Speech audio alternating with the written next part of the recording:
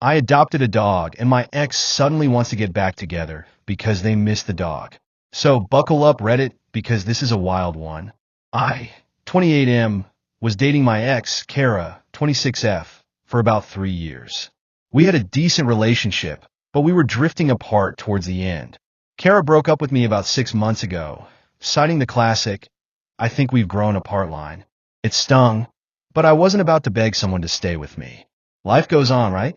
Well, fast forward to 3 months ago, I adopted this adorable rescue dog named Max. Max is a fluffy mutt, probably a mix of golden retriever and something else. He's got this personality that can light up a room, always excited to see me, loves cuddles, and is just overall a sweet, playful little guy. I've never had a dog before, but he quickly became my best buddy. Of course, I posted about Max on social media. Pics, videos, all the usual stuff. And what do you know? About a month after I got him, I get this message from Kara. At first, it was just casual small talk, asking how I was, what I've been up to. I thought maybe she was just trying to be friendly, so I kept it cordial. But then, she dropped the real reason. "I saw you got a dog. OMG, he's so cute. Can I come over and see him sometime?" This immediately set off some alarm bells for me. I mean, why would my ex, who barely cared about my hobbies or interests while we were dating, suddenly be so eager to see my new dog? But thinking I was maybe being paranoid, I agreed. I figured there was no harm in letting her see Max. She came over, and at first it was weird. She spent way more time playing with Max than she did talking to me. I don't think she even asked how I'd been doing. But whatever, I let it slide because Max seemed to be enjoying the extra attention. After she left, though, I started getting more texts from her. Every single one was about Max. "How's Max today? Can you send me some pics of Max? I miss Max. Can I come see him again?" And then she took it up a notch. "I've been thinking a lot, and maybe we should give us another shot. I miss what we had. And Max too, of course." Like what? I asked her straight up if she actually missed me or if this was just about the dog. She got all defensive, saying stuff like, "Why can't it be both?" And it's not fair to put me on the spot like that. The whole thing fell off, so I told her I needed time to think about it. But the more I thought about it, the more I realized that she only seemed interested after Max came into the picture. When we were together, she never even liked dogs. She always found them too messy and needy. And now she's suddenly a dog lover? The final straw was last week. She messaged me saying, "I was thinking, if things work out between us, maybe Max could stay with me during the weekdays since I have more free time." I told her I wasn't comfortable with that idea and that if we did get back together, we need to take things slow.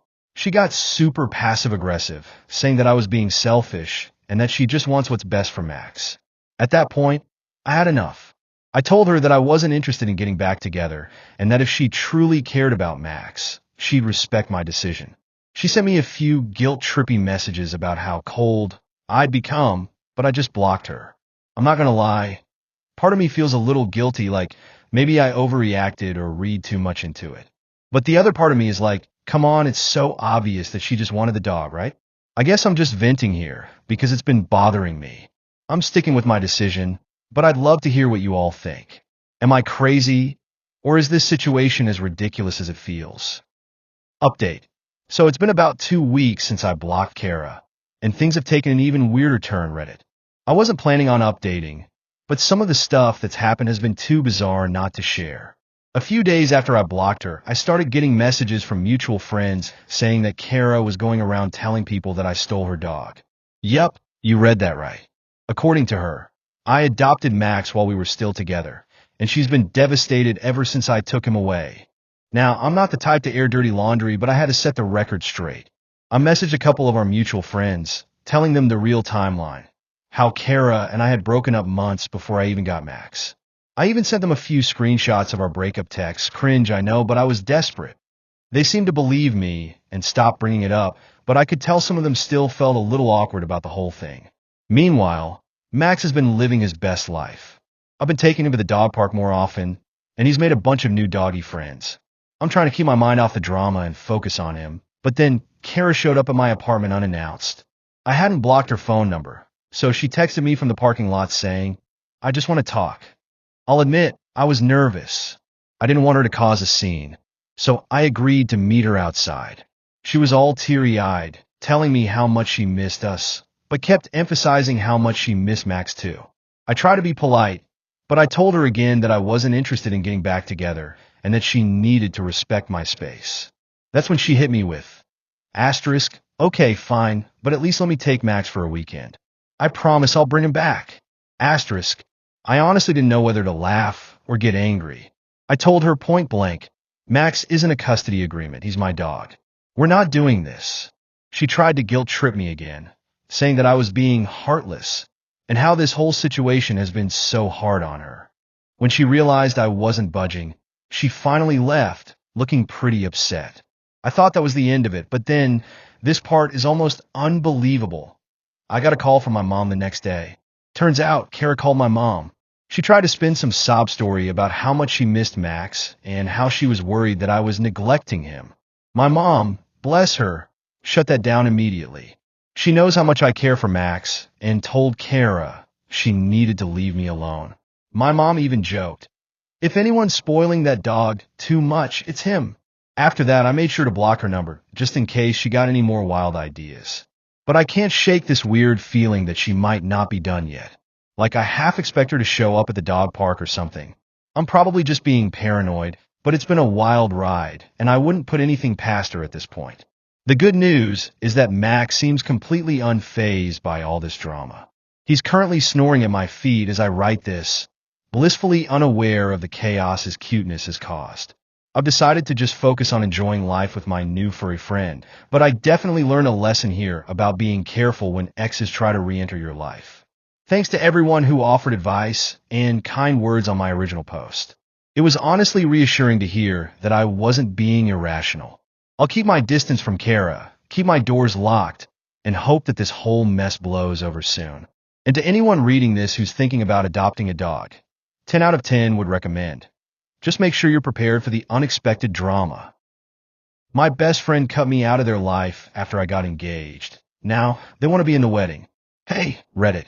I've been dealing with this whole situation, and I honestly need some advice because I'm not sure if I'm being too harsh here. So here's the backstory. I, 29F, got engaged to my fiancé, Ryan, 30M, about a year ago. Ryan and I have been together for 4 years, and he's truly my best friend. We've had our ups and downs, but getting engaged felt like the perfect next step. Obviously, I wanted my best friend Sam, 29F, to be a big part of it all. Sam and I have been inseparable since we were kids. We've been through everything together. Or so I thought. When I told Sam that Ryan proposed, she didn't seem all that happy. It was strange, but I figured maybe she was having a bad day or just needed time to adjust to the news. But then she started pulling away. She stopped returning my texts, canceled plans, and seemed distant whenever we did talk. When I asked if everything was okay, she just said she was going through some stuff and needed space. At first, I respected that. We all have rough patches, right? But after a few months of barely hearing from her, I realized something was really off. I tried to reach out a few more times, but it was like talking to a brick wall. Eventually, I stopped trying because it was clear she didn't want me in her life anymore. It hurt a lot, especially since I had always pictured her standing by my side on my wedding day. But what could I do? I tried to move on. Fast forward to now, about a year later, and my wedding is coming up in 2 months. Invitations went out, and I didn't send one to Sam. It felt weird, but I didn't see the point in inviting someone who had clearly chosen to distance themselves from me. But last week, I got this long message from her out of nowhere. She congratulated me on the engagement very late, right? And said she was so sorry for disappearing.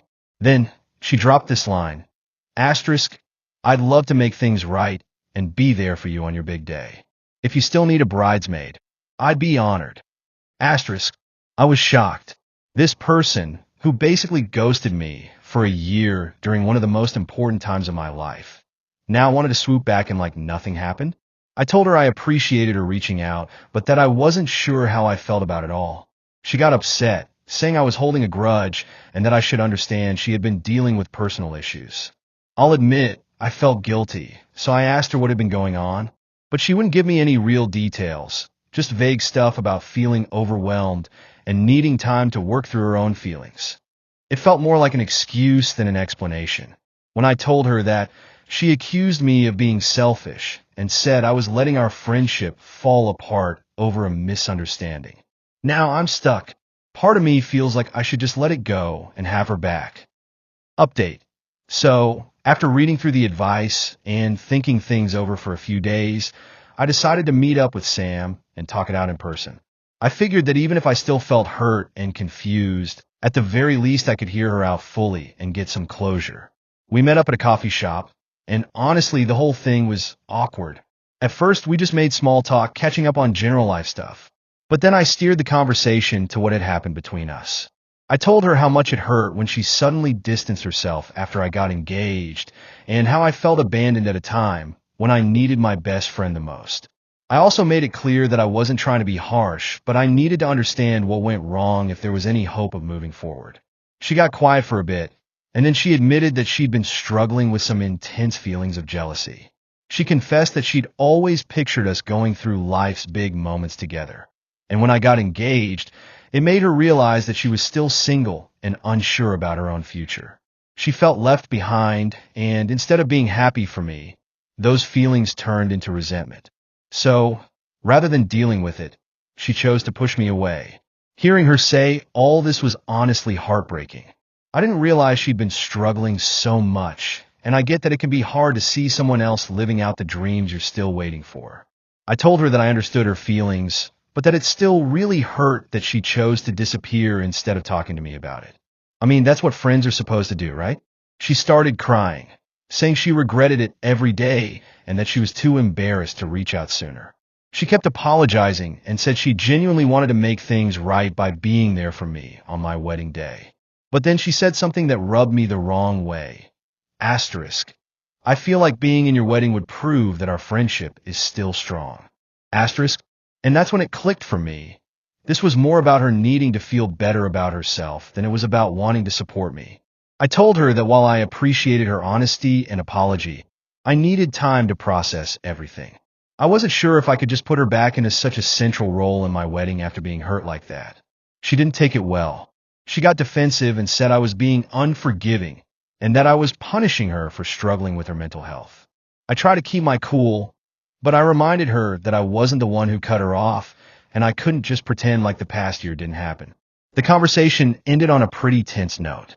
She said she understood, but her tone made it clear she wasn't happy. We haven't talked since, and I'm still feeling torn. Part of me wonders if I should have been more understanding, but the other part of me is relieved that I didn't let guilt pressure me into giving her a spot in my wedding. It's just so confusing because I do miss the friendship we had, but I don't know if that's reason enough to ignore how much she hurt me. At the end of the day, I decided not to add her as a bridesmaid. I don't want that kind of uncertainty hanging over my wedding day.